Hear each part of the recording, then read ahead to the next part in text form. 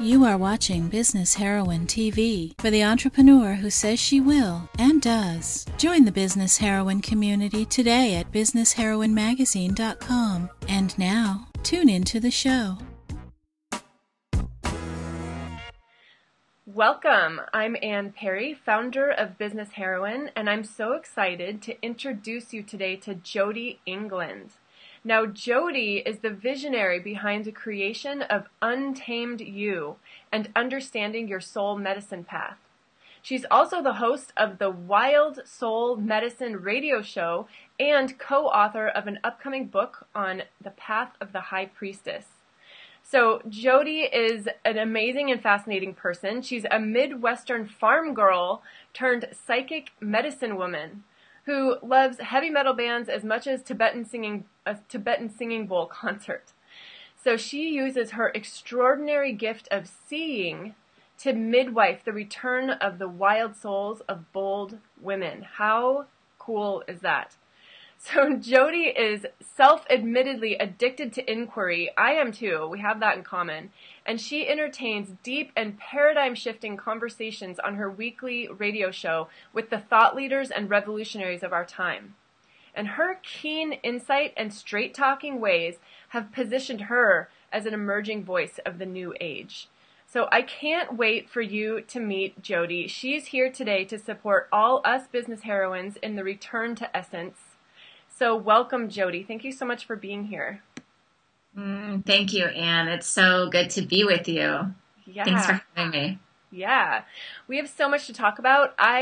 One of the sage pieces of advice that you have that I totally love is you say, lose your story, find yourself. And it's funny because I often start out interviews wanting to hear people's story. I'm like, tell us your story. So in your case, I am going to ask you to tell us your story of losing your story and finding yourself. What was that journey like, and what is the essence of that wisdom? That's wonderful. I love that question. That's so intelligent, and I love inquiry. So really, I think it's lifetime work of losing our story, right? So we're always losing pieces and pieces of it. And, for me, how you get from being a Midwestern farm girl to a psychic medicine woman is you open yourself to experiences. So I actually used to be in the business world. I was a sales manager for a Fortune 400 insurance company for 10 years and started my own insurance agency and then managed other people doing that. I actually was educated prior to that in the coaching and self-improvement industry. And so I've had this varied background, and I was always on this mission of I was driven and I wanted to wake women up. And I couldn't figure out how to marry those two things. So I tried all these different versions of it. And the last 10 years have been in this vein of the work, where essentially I am bringing women back to the core of who they really are, which is not the work they've done. It's not the success they've had. It's not the elevator pitch they give at the beginning of their introduction, but really at your core, what makes you tick? Who are you? And, what flows out of that is when you're really in essence, you'll do some stuff in the world. You'll have a purpose. You'll offer some gifts, but there'll be a reflection and an extension of who you are rather than a way of identifying or hiding who you really are. Yeah. So that's what I've been doing. And I would say it's a never ending job. So I haven't completely lost my story. And that's really what Untaming is about, is continuing to excavate and excavate so that your essence can really be the thing that shines. Yeah. Was there a moment for you when you kind of realized there's got to be that you were out of touch with your essence, or was it always just kind of this unfolding journey? Have you just been drawn to discovering and excavating? Yeah, I think the way that most of us teach what we need to learn, I spent a lot of my life looking very capable and looking like I was doing all the right things, and I was completely out of touch with my essence, right? And in a way, was really selling my soul for the success. So the 10 years I was in the insurance industry, I, completely looked like a man. I acted like a man. I, wore my power blue suits every day and drove my Lexus, and I wasn't at all in touch with myself, even to the point where I ended up getting pregnant, and then I got surprisingly pregnant with my daughter right after that. So 2 pregnancies in a really short time frame. And I had a lot of complications with my second pregnancy. And during that whole time, I was working at this company that had never had an executive in my position become pregnant. So they had so few women, and none of them had ever given birth, so they didn't even have a maternity leave. Right.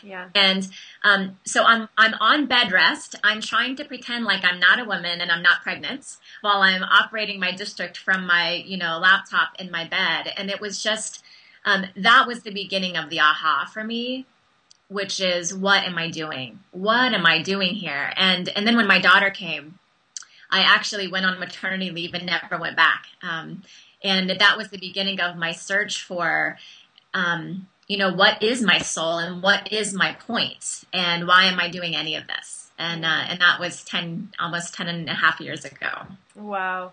I mean, you're just touching on such a huge, important point, because the old school way of business is very much pretend you're not a woman, you're here for business. And so those are 2 things. You can be a woman at home after 5 o'clock when you go home, but you don't get to be the essence of femininity in your waking business world, in the money-making hours.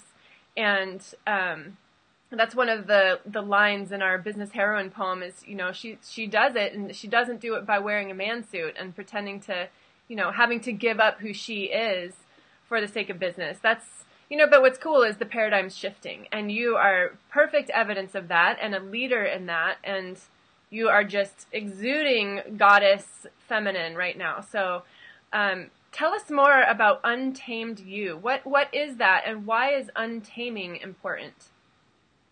Yeah, thank you. So, at the core, untaming is really about unraveling your story.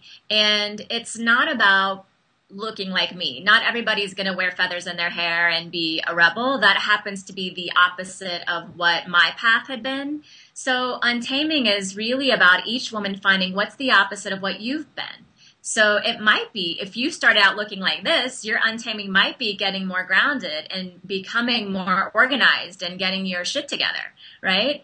And if you are more of a head in the clouds type person, or a mystic or a psychic to start with, maybe your untaming is getting stability in your life, right? So there's all different ways that untaming looks, and that's what's cool about essence, because our essence is our unique footprint of what our path really is. And so what we're about is helping women figure out what is that untaming. And then we're sort of like everything. So we try to do, we have an website, and we do launches, and everything like the opposite of how it's done. That because even, like I so appreciate the work that you're doing with Business Heroine, because we need it. And it's tricky, right? It's tricky to, there's a whole wave of people who are challenging the paradigm, but they're still kind of doing it in the man suit, right? So there's lots of female business owners talking about divine feminine who are really still doing it a masculine way.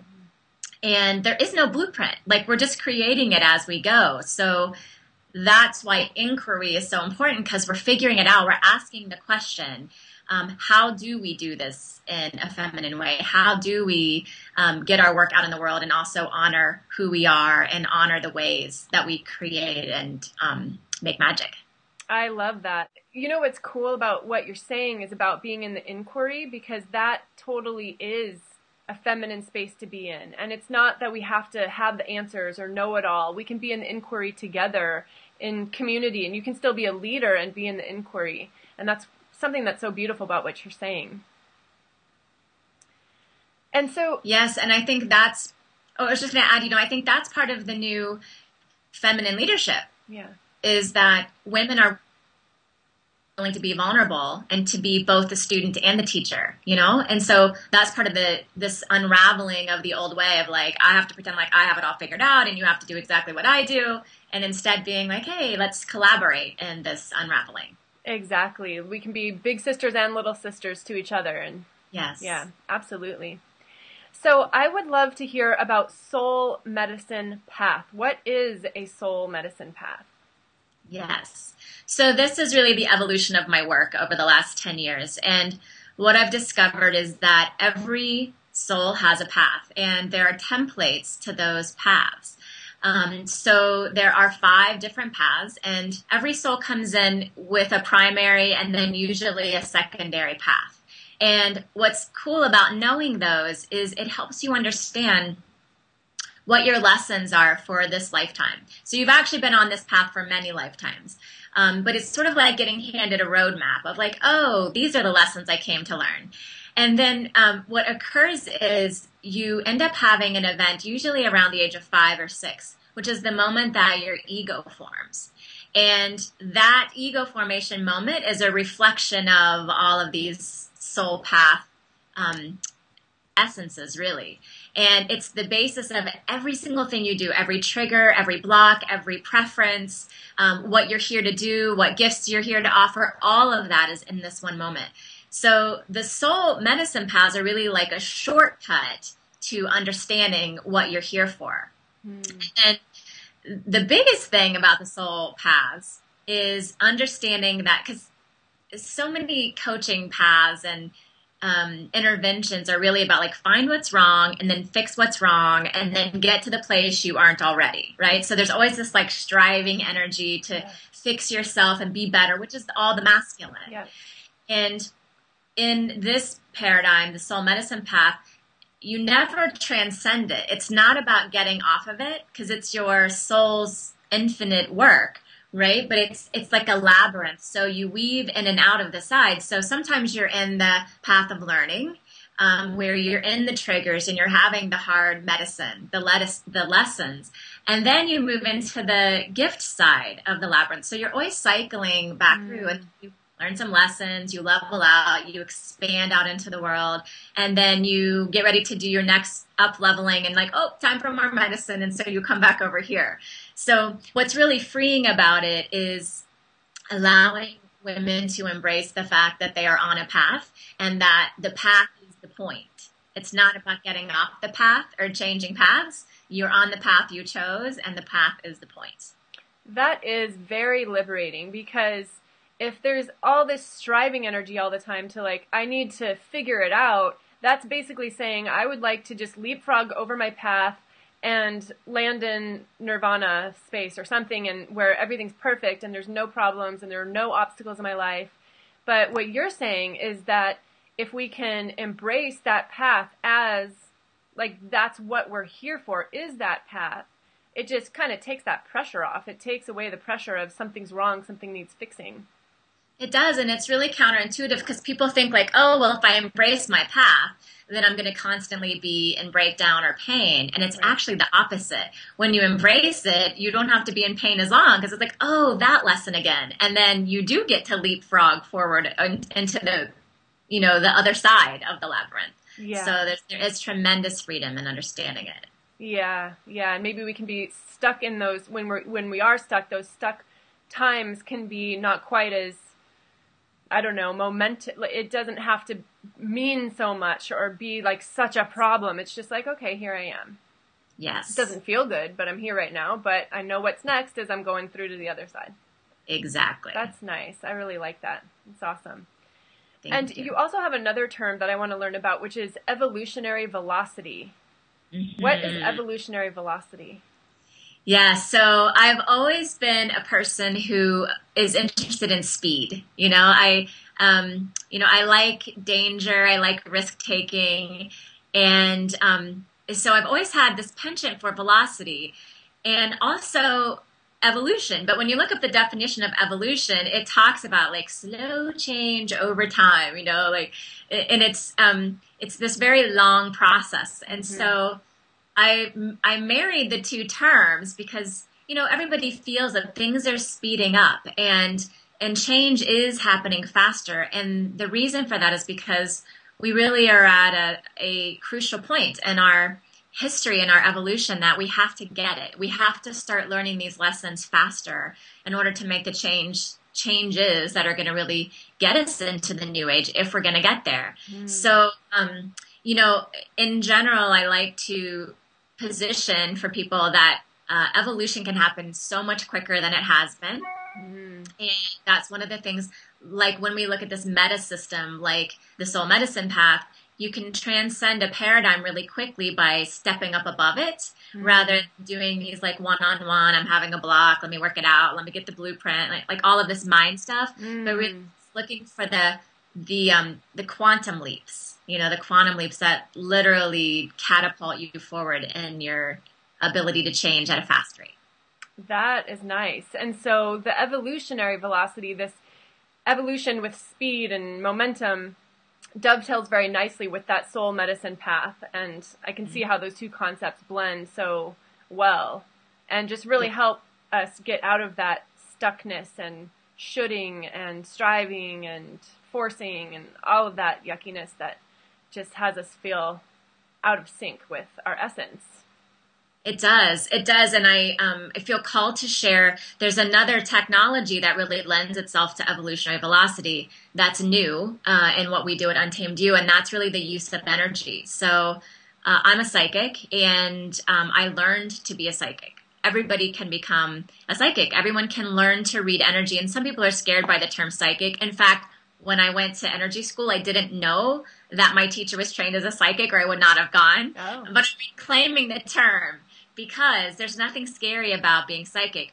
In the new age, everyone will be able to read energy. You'll be able to see how things are put together. You'll be able to read the truth of, am I in alignment here? Where is my essence? What's in the way of my essence? Kind of like how people used to think about yoga, 30 years ago, there was only a few weird people who did it, and now everybody does yoga. Energy reading is the same. And it's an example of a new paradigm tool that I'm passionate about getting into the hands of women who are change agents, so that it's one of those feminine tools that we'll use to change the paradigm, like a whole different way of collaborating and doing business when you can see truth rather than have to think of it in your mind. Yeah, totally. I can totally relate to that. I just had a really funny vision when you were talking, because what you said about yoga, how it used to just be a few strange ones. And now in the San Francisco airport, in the terminal, there's a yoga room. It's just, there's a sign, kind of like a restroom sign, but it says yoga room with like a person, and kind of blissing out. And I'm thinking, what if one day we go and then the TSA people are just like scanning our energy by just reading it. I share that. That'll be the day. So I would love to take these concepts that you're talking about and turn them to business, because I'm a business geek, and I know that a lot of the business heroines listening, we're here for business. So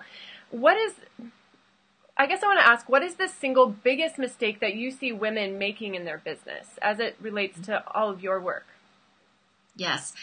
I think the single biggest mistake is women operating outside of themselves. So they skip the essence piece, right? In our minds, we think, this is what I did. We think, oh, we're going to be successful and we're going to get the things and we're going to, have our career, and then we're going to focus on ourselves and cleaning up all of this stuff that we don't really look at.